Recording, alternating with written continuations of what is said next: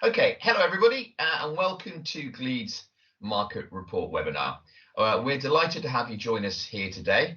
And for those of you that don't know us that well, Gleeds are the UK's foremost independent international property and construction consultancy with over 130 years experience in the property and construction sector. We've got over nearly 2,000 dedicated staff across 6 continents and 71 offices, and we work worldwide.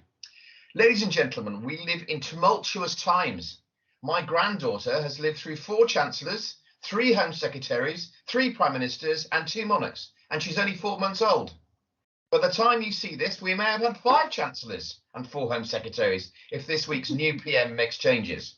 They say knowledge is power, and so the better the data, the better at your fingertips you have you have the knowledge to make things happen in your business and to make things work for you. I'm Julian Barlow, your moderator for the webinar, and I've spent the past 35 years or so in and around our industry, and the last 20 with Gleeds.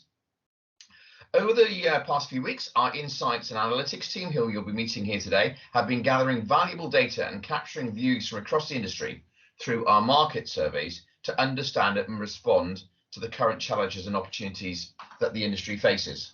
And firstly, I'd like to thank everybody that took part in the survey, because without your assistance, none of this would happen.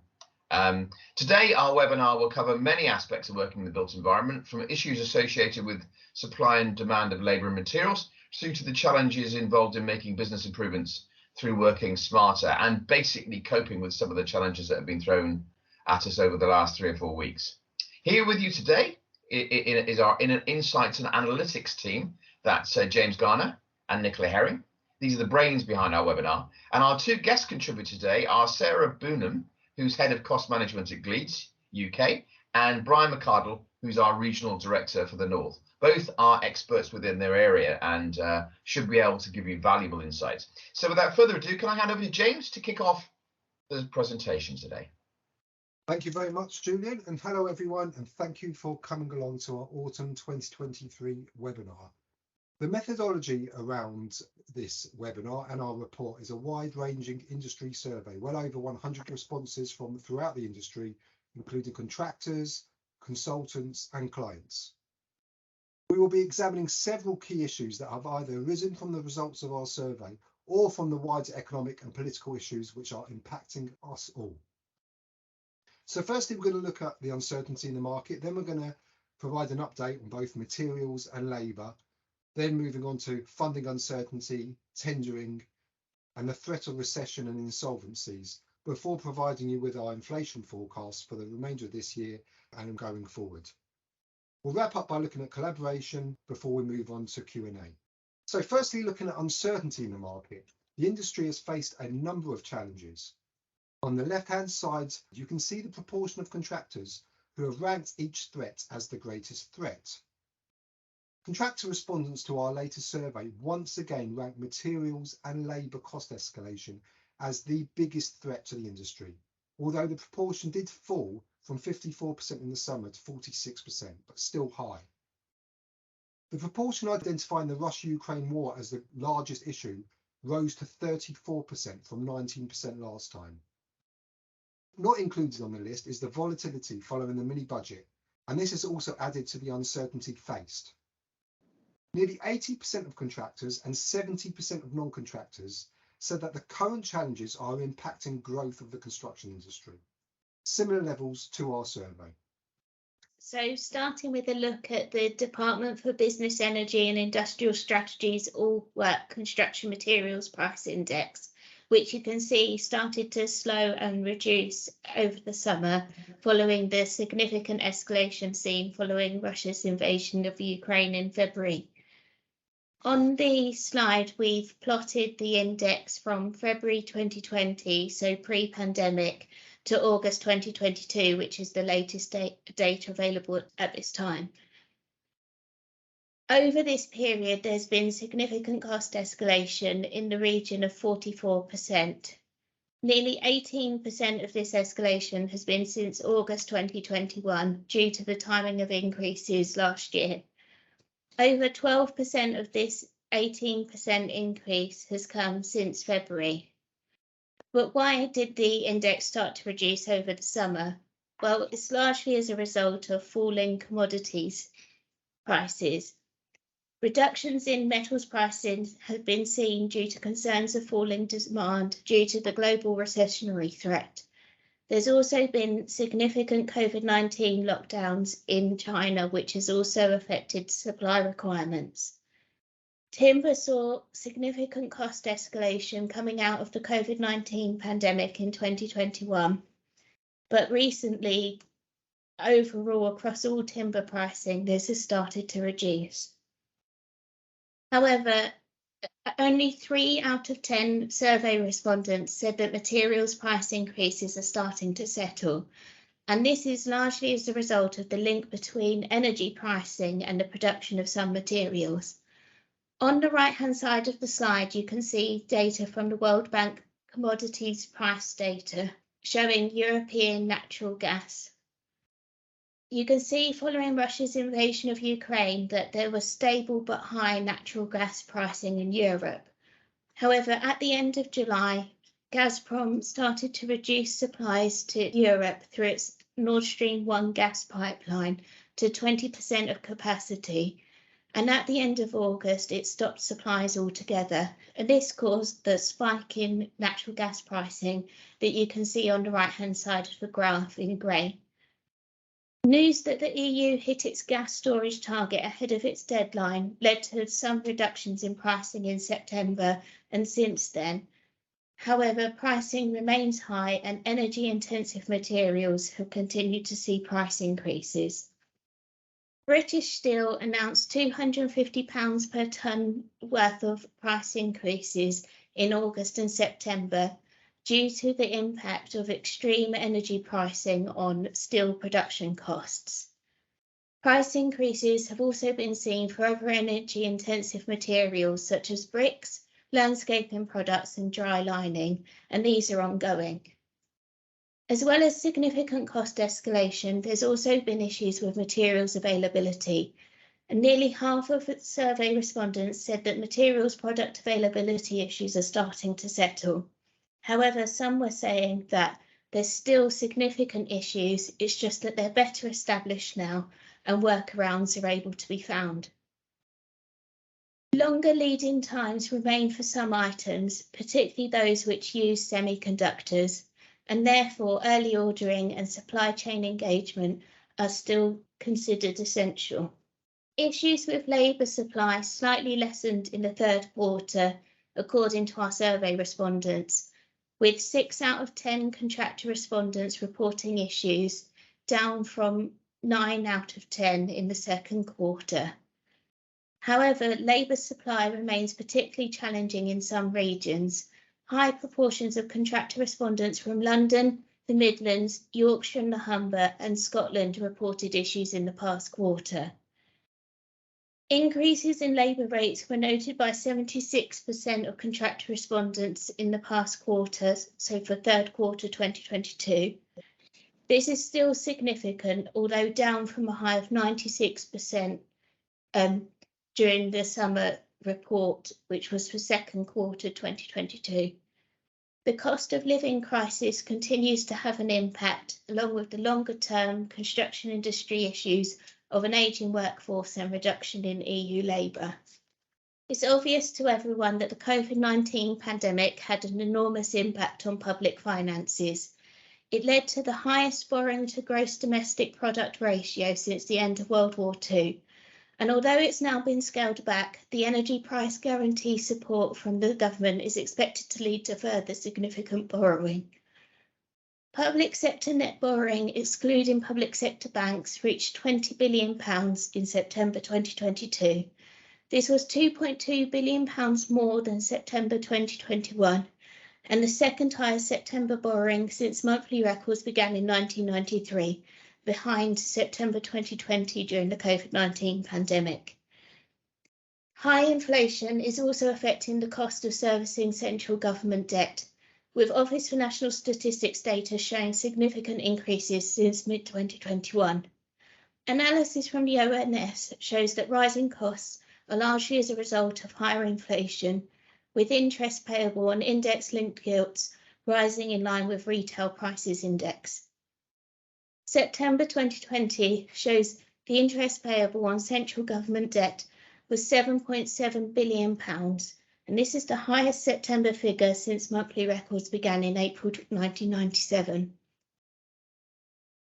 There are concerns about how the anticipated slowdown in spending will impact construction pipeline. However, generally it's recognised that there's a strong demand for construction work in the public sector due to the need to transition to net zero carbon and to help with energy security and affordability issues, as well as increased commitments for defence spending across the West. Tendering activity has generally remained strong over the past quarter. You can see from the slide that only 10% of contractor respondents and 21% of non-contractor respondents reported a decrease in tender opportunities in the third quarter of 2022.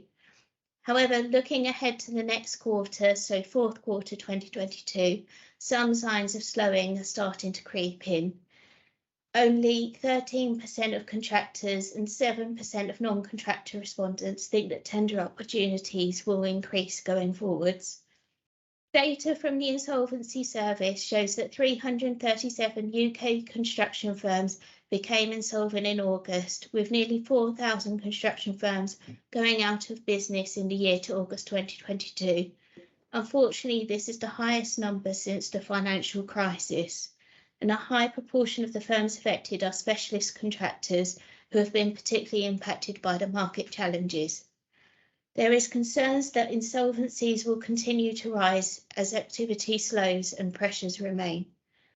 The graphic on the right-hand side shows that although a recession looms over the industry, nearly 10% of respondents felt that it will not have a detrimental impact on construction due to the strong pipeline, and a further 60% feel that the impact will be neutral, helping the sector to stabilise after all of the challenges. So moving on to inflation forecasts, as you can imagine, predicting inflation at the moment is extremely difficult as there's so many factors at play. Really, every project must be judged on its own merits, taking into account materials, the sector it's involved with, attractiveness of the project, adequacy of tender information, and labour availability. There's been a big spike in inflation over the past year, roughly 7.75% as a typical, and we predict that next year things will start to level off, somewhere between 4 and 5% for 2023, depending on the region, and then reducing to around 3.5% in 2024. However, there are many factors at play. How deep and how long will this recession be? How will interest rates and inflation settle? And how long will the war in Ukraine go on? Moving on to collaboration, it's inevitable that the challenges we've seen in the industry over the past few years, including Brexit, COVID, and now the consequences of the war in Ukraine, mean that we've had to learn to collaborate better. In many ways, it has sped up the process of innovation that the industry required. 80% of survey respondents said that they had seen greater collaboration in the industry to overcome these challenges. Better use of modern methods of construction, embracing project data analytics to make better data-driven decisions, utilising robotics on site, which improves quality, reducing human interaction on site where possible, which has an impact on health and safety, using digital modelling, such as generative design to make better design decisions, and the benefits of flexible working for a better work-life balance. So, to sum up, we'd like to thank everyone for listening to this webinar and hope that you found it informative. We think that the construction industry demonstrated great resilience during 2022, despite the enormous challenges.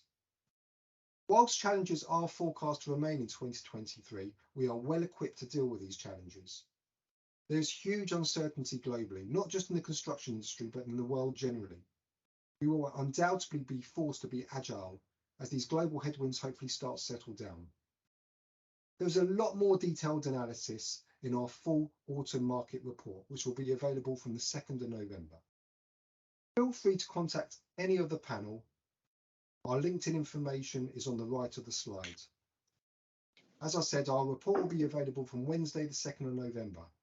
We will now address some of the questions we received in our survey in our Q&A session. James, thanks very much, and thanks Nicola as well. And Sarah, first question's for you. Can main contractors play a part in stabilising the market? I would certainly like to think so. We all need to play a part, as most of us are experiencing project deferrals and cancellations. And as James and Nicola have just pointed out, you know, the backdrop is one of significant cost escalation. So we all need to wade in. For me, contractors are the absolute building experts. They are the conduits to a huge supply chain who can bring expertise and knowledge to the table. In doing so, the focus has got to be what James just referred to, one of collaboration, not reaction. You know, it's all too easy simply to currently be the bearer of bad news or that post box rather than promoting solutions. But for me, in the early project stages, that's where contractors can really have an impact in driving viability, challenging concepts and ideas to gain best value. And they're a mechanism to unlock schemes. They mustn't be used as an opportunity for contractors to gild the lily where there's no competition and we're relying on one contractor alone in a partnership type arrangement. But I guess also very briefly, in stabilising the market, we must not only consider baseline financial viability, but also risk acceptance, as many clients are as fearful of the risk of rising prices as that initial entry price. So we're relying on the contractor in difficult times to offer both price and programme certainty. And if the contractors are close to the supply chains with that end-to-end collaboration, it's easy to react to market shifts in materials pricing and availability, as well as to outlook dips and passing those up the supply chain. We also need to probably consider cleverer ways of fixing prices, looking at materials hedging. We're also seeing a lot of reintroduction of pay and gain mechanisms to share risk and avoid return to adversarial relationships. So absolutely, contractors are a key part of our team in driving our schemes forward in a proactive way. That's great. Thank you, Sarah. Really helpful. Brian, should there be increased incentives relating to alternative energy generation for UK manufacturers of construction materials to reduce their dependence upon wider providers? Yeah, thanks, Julian. I recently read a report by the IEA which stated that 30% of global consumption and 27% of emissions come from the buildings and property sectors. So, Brian, sorry, Brian, what's IEA? What's the acronym? International Energy Agency. Okay, thanks, Brian. So we've got a huge part to play in both reducing both that consumption and the emissions that come from our industry. And I do think it's wider than simply generating the supply of UK materials. It goes throughout the sector. If you look at things, our utilities cost increases over the last 12 months have been phenomenal, and certainly the largest in my lifetime. If you look at the wider industry, we have 80% of the UK homes that we will occupy in 2050 as we head towards the government's targets are already built at this point in time. And we've got various carrots and sticks that the government will be able to use. I do think that there are investments that the government can use to help in generation of supplies, but there are also sticks such as the change in the movement of the requirement for EPC B certificates for non-domestic properties, which are key levers for the government to be able to help using a carrot and stick approach for us all. And I must admit, though, as you look out there in the industry, it is noticeable that some of our largest clients and suppliers are starting to increasingly move towards energy generation. So whether that's forced by their own self-interest in terms of the cost of supplies of utilities and electricity or gas per se, or whether that's a key procurement guideline from a local government body or a central governmental body, in many ways, it doesn't matter. They are moving in that direction. So that could be driven by such things as in data centres and energy. The energy requirements are quite significant. So a lot of data centre providers are looking at new sort of photovoltaic supplies on rooftops of data centres to reduce energy consumption and try and generate back into the grid. And you've got other providers, especially on the residential side, who've got huge targets to meet in terms of trying to generate back into the grid. But one of the things I need to point out here on this one is it does go beyond simply energy generation here. The UK has a fundamental problem. It's quite easy with fossil fuels to store energy. You can store liquefied natural gas, you can store coal, everything like that. A lot of fossil fuels are easy to store. Energy is quite difficult given the networks and the grid that we currently have. And I think a lot of it, government investment needs to go into how we store that electricity moving forward, because that will be key to hitting some of our targets, especially with the bigger push towards renewable energy supplies that we have. Okay, Brian, that was very informative, actually, and very detailed. Thank you for that. Sarah, another one for you here.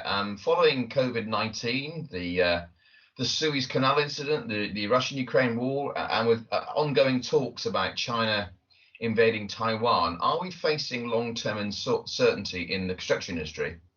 And what's the outlook for the sector over the next 2 or 3 years, 5 to 7 years, or even 10 years? Are we seeing a fundamental shift in attitude? Goodness, Julian, I think I probably need to be an economist to properly respond to that one. Or Mystic Meg. Or Mystic Meg, absolutely. I mean, to answer the first point, are we facing long-term uncertainty in the construction industry? You could easily widen that to facing long-term uncertainty in the world. Well, yes, absolutely we are. I think we all recognise that we're in a very different world to where we were, 10 years ago. We all thought we were falling off a cliff because of Brexit. And then along came that biggest disruptor to date called COVID-19.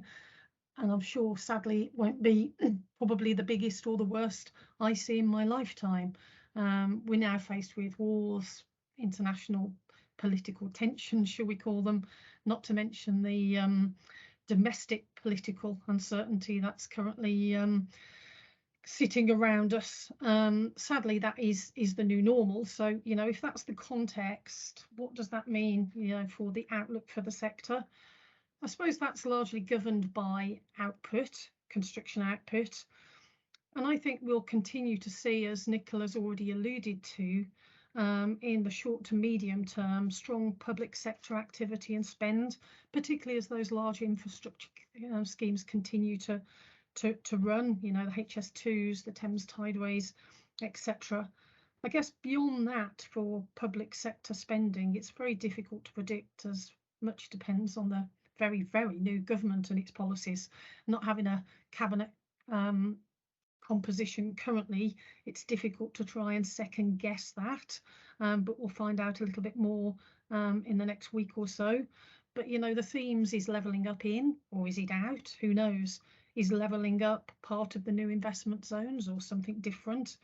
I'd certainly like to think that the spend on health and defence will continue. And as Nicola suggested, that in that transition to net zero carbon, there will be spend continuing. That's a path we've all signed up to. So we would like to think that public sector spending will continue. In private sector, I guess, looking at the output in the private element of our industry, despite the economic slowdown, we're still not meeting the housing needs of society. I think that's acknowledged. So whilst there might be a slowdown in the private sales, that will be compensated by an increase in the rentals, the PRS market. Similarly, student accommodation is being underprovided at the moment, and student numbers are going to go up. And we know from most recessions that people then defer going into the workplace. So the student numbers might go up even more than we thought. So there will be demand for student accommodation from the private sector as well as the public.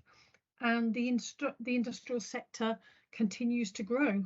But overall, the rate of output growth generally across the industry is expected to slow down in the medium to long term, but not fall off a cliff. I guess the other things we need to consider in looking at the output for the sector, and we've been talking about this for some time now, but we don't properly address it, is the ongoing skills shortage. for both tradespeople and within the construction services industry. And simply speaking, the industry is just not seen as attractive. We don't market it well. It doesn't tend to encourage diversity, and it's perceived as general lack of innovation and R&D. So, it's up to all of us to change that perception to allow us to attract and retain those people that absolutely fuel and run our industry. And hand in hand with that, we all know that productivity is a problem in our industry compared to other industries. We do reinvent the wheel, and a focus on productivity is absolutely long overdue, as we continue to promote inefficient processes. James mentioned it, technology and digitisation will absolutely help, but we really do need to start to simply look at smarter ways of working rather than replicating history and continuing to do what we've always done. They're my thoughts, Julian. Thank you. Okay, thanks, Sarah. Brian, question for you. If we assume that the UK will enter a prolonged recession similar to that of 2008, just after the financial crisis, what action do you think can be taken now to mitigate its impacts on the construction industry? Okay, thanks, Julian. I think I'll borrow your economics degree, Sarah, to answer some of the bullet points that we've got here. It's probably worthwhile pointing out at the moment, Julian, that whilst we may enter a prolonged recession, it's probably fundamentally different for our sector than it was in 2008. Credit is available, but it's at higher rates, when in 2008 it just became impossible for anybody to get access to it. It's also unlikely that a structural collapse of large sections of the finance industry is around the corner or needs preventing and needs actions. However, there's much more instability at a political level across the UK and most of the Western world, really, if you look at the last few years. And now we're potentially heading into the real possibility of a Japanese issue of stagflation with low growth rates and high inflationary rates. So I do think that we need to take account of what the Japanese have done or are still implementing to be able to bring themselves out of that type of situation. But there are a few other more pertinent things for us in the UK. I think there's an element about projecting our confidence. The built environment and property sectors and construction sectors are key drivers of the UK economy, and I think they need to be seen as levers for us to exit any recession that we enter, and the government needs to realise that, and the wider markets. With the change of government, well, it seems every other week these days, and with the different budgets that we've had, I think, and the noises are that there are potential spending cuts coming around the corner. And to echo some of Sarah's points, it's really about ensuring that those spending cuts aren't majorly impactful on our sectors, whether in healthcare, you've got major programmes in defence, healthcare, etc. And we really need to avoid creating huge swathes of cuts in them. Again, quite a lot of this will echo what Sarah said. We need to avoid a loss of talent. I really feel over the last few years we've noticed the number of people who left the industry from 2008 to 2012, and those people will be your sort of mid-30s people now, and it's really obvious to us all that there is a bottleneck in talent of that generation, and so we've got to look at ensuring that we keep those people in our industry. Again, echoing Sarah, we need to invest in new technologies. How we work will change, and I think that the companies who will come out of it, and the industries that will come out of it quicker and better, will be those who are more technologically savvy. And as James and Nicola are very familiar as part of our insight and analytics teams and our global technology part of the business, is we are heavily investing in new technologies and new ways of working for our people. And so I think that will be key for the wider industry to come out. There are also a few points, really. I think we need to look at focus in the industry on margin, not income, and also best, not biggest, shall we say, within the industry. and then in a wider marketplace look about, we need to be aware of what's happening with our partners. Now, when I say partners, I mean our clients, main contractors, other consultants, and look at the wider marketplace and see if we can help where we can in those instances with shared knowledge, shared benefits from everybody, and just see if the industry as a whole can bring ourselves out of it quicker than the rest of the UK economy. Okay. Thanks, Brian. Now, I've got a final question I'd like to ask you, all four of you, and it's a little bit off piece, but let's go there and see what we think. Our industry, a combined industry, the built environment represents between 7 and 8% of gross domestic product when it's firing on all cylinders. And if you look at our representation, we've had 8 construction ministers, that's 8 in the last 4 years. Why do you think it is that the construction industry is so poorly represented in government and has such a quiet voice, when if you could look at it in terms of size, it's bigger than aerospace and the car manufacturing industries combined, and yet we seem to have the impact of a minnow being chased by a shark? Start with you, Nicola. What do you think? Why is it we haven't got a better voice? Yeah, there's harrowing statistics. I think there's similar ones about the number of housing ministers and all kinds of construction related ministers, really. But I think perhaps it comes back to Sarah's point about attractiveness of the industry. I think sometimes we still struggle from that sort of traditional perception of the industry, and perhaps haven't made enough of the skills and talent within the industry and what we do contribute to gross domestic product. Sarah, what do you think? Yeah, sort of mimicking Nicola's thoughts, really. I think our industry is so diverse. It really is difficult for people to get under the skin of it and truly understand the breadth and depth of what it is we're providing. We can be building, a tunnel under the channel one day, a high-speed link. We can be providing hospitals to deal with COVID patients, and then, a high-end residential development in Chelsea. I think it is difficult for people to truly understand. They still see the earthiness. It's almost out of touch. It's a little dirty. It's not so attractive. And as we all know, people are a little bit fearful of the unknown. And I think that's where we sit with our industry within our representation within government, sadly. Okay. James? Yeah, so again, both what Nicola and Sarah said I agree with, but I also think there's a problem at kind of grassroots level. Construction tends to be one of those things that people fall into rather than have a passion for. And I think we've got to address it for the next generation at grassroots level, getting into the schools, getting into the colleges and the universities to make it a really attractive career, because then that will filter all the way through to the political system. And you've only got to look at other countries, especially in the Far East, where construction is a far more attractive career. And, we've got a lot to offer. And when you actually think about what we do, it's incredible. We bring all these people together from various walks of life, different companies, and we bring something together to create something out of nothing, and often very, very complex. And we actually don't sing our praises enough. What we managed to do, and if you look at what's happened over the last few years with Brexit and COVID and everything else, we've continued through it. We are kind of the backbone of the economy.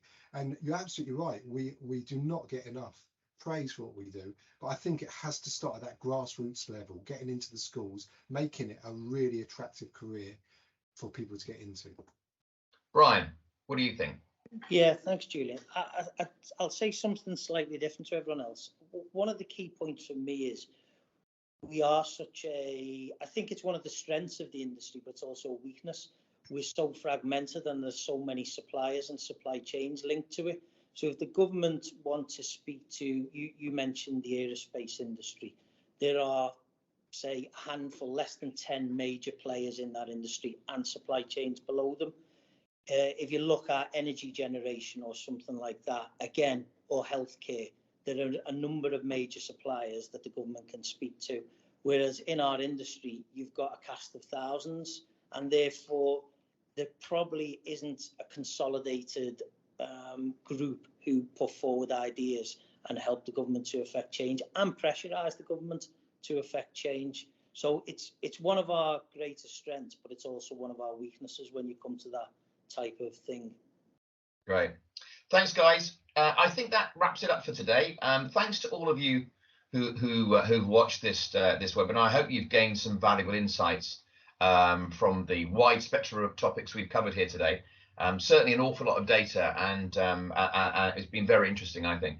And from Gleeds, I'd like to thank Nicola, James, Sarah, and Brian. I'm Julian Barlow, and please join us again in the near future for our next market survey webinar. Thank you very much.